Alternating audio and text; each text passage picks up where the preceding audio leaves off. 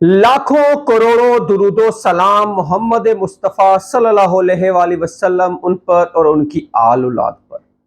अस्सलाम वालेकुम, मैं आपका होस्ट हसन शहबाज, आप देख रहे हैं Hasan Shahbaz official YouTube channel.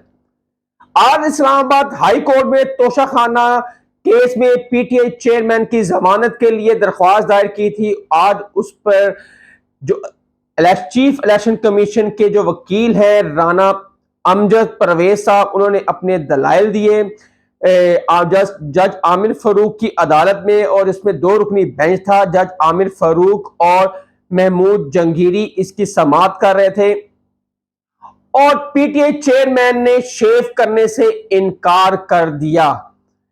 ये हम आपको आज के तफसीली व्लॉग में मैं आपको बताऊंगा। जिन्होंने मेरे चैनल को सब्सक्राइब नहीं किया, मेरी उनसे रिक्वेस्ट है वो मेरे चैनल को सब्सक्राइब करें, ज्यादा से ज्यादा शेयर करें और मुझे कमेंट्स में जरूर बताइएगा मेरी आपको वीडियो कैसी लगी। मेरी आप सबसे रिक्वेस्ट है मेरे चैनल को ज्यादा से ज्यादा शेयर करें और सब्सक्राइब करें। सबसे पहले तोशाखाना केस जो हाई कोर्ट में आज समाअत हुई थी पीटीआई चेयरमैन की जमानत पे, उसमें चीफ जस्टिस आमिर फारूक ने इलेक्शन कमीशन के वकील को रोस्टर में बुलाकर उनका अपने दलाइल शुरू करे। और इलेक्शन कमीशन के वकील ने कहा कि जो ट्रायल कोर्ट में जो पीटीआई चेयरमैन को सजा दी गई है वो बिल्कुल कानून के मुताबिक दी है। अगर कानून में इसकी सजा जो है वो 14 साल बनती थी, लेकिन ट्रायल कोर्ट ने ज्यादा से ज्यादा सजा 3 साल और 1 लाख रुपए का जुर्माना किया। फिर इलेक्शन कमीशन के वकील ने कहा कि जो ट्रायल कोर्ट में इस केस को पीटीआई चेयरमैन को नाहल किया गया है, उनको 40 दफा ट्रायल कोर्ट ने बुलाया और चीफ जो इमरान खान है वो पीटीआई चेयरमैन वो सिर्फ 2 दफा वो हाजिर हुए। लेकिन जब आमिर फारूक ने जो हाई कोर्ट के चीफ है उन्होंने कहा कि आपने जो चेयरमैन पीटीआई है उसको तफसीली सुना ही नहीं ट्रायल कोर्ट के जज ने। यही बात कल chief justice of Pakistan Umar Ata Bandial साहब ने भी यही की थी कि आपने मुलजिम को सही तरीके से उसको सुना ही नहीं, उनके गवाहान को पेश ही नहीं होने दिया और ना ही गवाहान को सुना है, ना ही मजिस्ट्रेट की से होकर ट्रायल कोर्ट में ये केस आया है। ये सब समाअत करते हुए उन्होंने कहा कि कल तक ये समाअत 11:30 बजे तक मुलतवी की जाती है। Chief justice high court Aamir Farooq साहब ने ये कहा था। और फिर जब इलेक्शन कमीशन के वकील ने कहा जी कल तो जुमा है, कल छुट्टी है, बेंच डिवीजन तो नहीं बैठेगा, लेकिन चीफ जस्टिस ने कहा अगर बेंच डिवीजन नहीं बैठेगा लेकिन हम ये केस कल जरूर सुनेंगे। ये कल तक ये केस मुलतवी किया जाए। 11:30 बजे इसकी समाअत दोबारा यहीं से शुरू होगी और इलेक्शन कमीशन के जो वकील हैं वो यहीं से अमजद परवेज वो यहीं से अपने दलाइल दोबारा देंगे इस तोशाखाना केस की नाहली के लिए। और दूसरी जो बात है, आप देखते हैं सबकी नजरें इस टाइम हाई कोर्ट पे लगी हैं और सुप्रीम कोर्ट का भी आज चीफ जस्टिस ऑफ पाकिस्तान ने कहा है कि जब तक हाई कोर्ट का कोई फैसला नहीं आता तब तक हम समाअत नहीं करेंगे। और आज की जो सुप्रीम कोर्ट में तोशाखाना की जो समाअत थी वो कैंसिल कर दी गई है और आइंदा हफ्ते के लिए मुलतवी कर दी गई है। अब देखते हैं कल 11:30 बजे ये केस दोबारा लगेगा और इसकी अदालत में दोबारा हियरिंग होगी और इलेक्शन कमीशन के जो वकील हैं वो यहीं से अपने दलाइल दोबारा शुरू करेंगे कल 11:30 बजे। लेकिन जज जो इलेक्शन कमीशन के जो वकील है उन्होंने कहा था कि मुझे कुछ टाइम चाहिए, मैं इस केस को रीडिंग करनी है। और चीफ जस्टिस ने पूछा कि आपको कितना टाइम चाहिए, उन्होंने कहा मुझे 1 हफ्ता चाहिए। लेकिन चीफ जस्टिस आमिर फारूक ने कहा नहीं, ये कल समाअत 11:30 बजे तक मुलतवी की जाती है, कल इसकी समाअत यहीं से दोबारा शुरू होगी।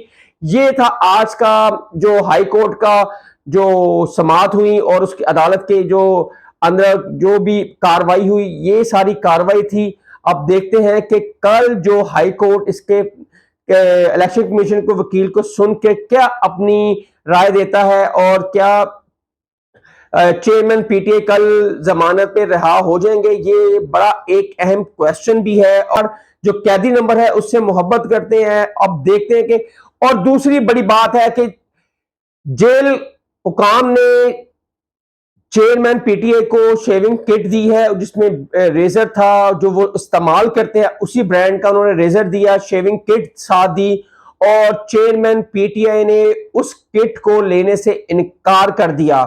उन्होंने कहा है कि मैं जेल की और गवर्नमेंट की कोई चीज इस्तेमाल नहीं करूंगा क्योंकि क्या पता इस ब्लेड में जहर हो और मैं शेव करूं और मेरी मौत वाकया हो जाए। मैं इन पर एतबार नहीं करता। आप मेरी शेविंग किट जो जमान पार्क में मौजूद है वो लॉक है और कोड के साथ है, वो बुशरा बीबी के हमरा मुझे अटक जेल में पहुंचाई जाए। मैं अपनी शेव और अपने रेजर से शेव करूंगा, अगर वो आएगी तो मैं शेव करूंगा, उसके बगैर मैं किसी का शेव और रेजर इस्तेमाल नहीं करूंगा। ये चेयरमैन पीटीआई ने वाजिया सुप्रीम जेल को बता दिया है क्योंकि जब से खान साहब पकड़े गए हैं तकरीबन 2 हफ्ते से उन्होंने शेव नहीं की, उनकी दाढ़ी काफी बड़ी हुई है और वो नहीं पंजोता। और जो वकील हैं खोसा साहब वो कहते हैं कि बड़े हैंडसम उस शेव में लग रहे थे कि यूजुअली जमान पार्क में भी खान साहब 2-3 दिन से शेव नहीं करते तो उनको आदी हैं, इतनी कोई प्रॉब्लम नहीं है। उनका एक लुक भी बड़ा अच्छा आया है जिन्होंने उनको देखा है जेल में। ये सारी बातें थी और बहुत अहम पैगाम भी खान साहब को जेल के अंदर मिला है और जेल इस टाइम इलेक्शन सेल भी बन चुका है क्योंकि इलेक्शन पीटीआई का भरपूर जोर है कि 90 दिन के अंदर अंदर इलेक्शन कराया जाए और जो चेयरमैन है पीटीआई वो भी ये चाह रहे हैं कि आइन के मुताबिक 90 रोज के अंदर अंदर ये इलेक्शन हो जाए और एक जमहूरी अमल स्टार्ट हो जाए। जो इस टाइम मुल्क में अफरा तफरी और सियासी बुरान है और मैशी बुरान भी है, ये कहीं जाके तूफान थमे और लोगों को सुकून मिले क्योंकि इस टाइम लोग खुदकुशियां करने पे आगे हैं और कप्तान इस टाइम डटा हुआ है, जेल के अंदर है। और उन्होंने कंपैरिजन दिया जुल्फकार अली भुट्टो के साथ, जब जुल्फकार अली भुट्टो का आखिरी दिन था, जब उनको कत्ल के मुकदमे में जेल में डाला तो उन्होंने कोई सहूलत नहीं ली। उन्होंने कहा था ये सियासी जो सियासतदान है ये उसका इम्तिहान होता है जेल, वो एक आम कैदी की तरह रहे, ना कोई सहूलत ले, ना कोई बेड रहे, ना कोई पंखा, ना कोई एसी, ना कोई ऐसी सहूलत ले, वो आम कैदियों की तरह जिंदगी गुजारे जेल के अंदर और फिर वो सियासतदान कहलाया जाता है। यही पैगाम इमरान खान का भी है कि वो जेल में इस टाइम उन्होंने कोई सहूलत नहीं ली, ना एसी है, वो कैटेगरी 3 में रह रहे हैं। वो चाहे तो बहुत कुछ ले सकते हैं, एक्स प्राइम मिनिस्टर, लेकिन उन्होंने कहा था कि मैं नहीं लूंगा, मैं यहीं पे तकलीफें बर्दाश्त करूंगा, मैं इनकी कोई सहूलत, कोई एसी कुछ नहीं लूंगा। वो मैट्रेस है नीचे उसी में सोते हैं और एक चादर है वहीं पे ऊपर रख के वो सो जाते हैं, कोई ऐसी सहूलत नहीं ली और उनको जो दी गई है उनसे खान साहब ने वो मांगने से इनकार कर दिया है कि मैं कोई ऐसी सहूलत नहीं लूंगा।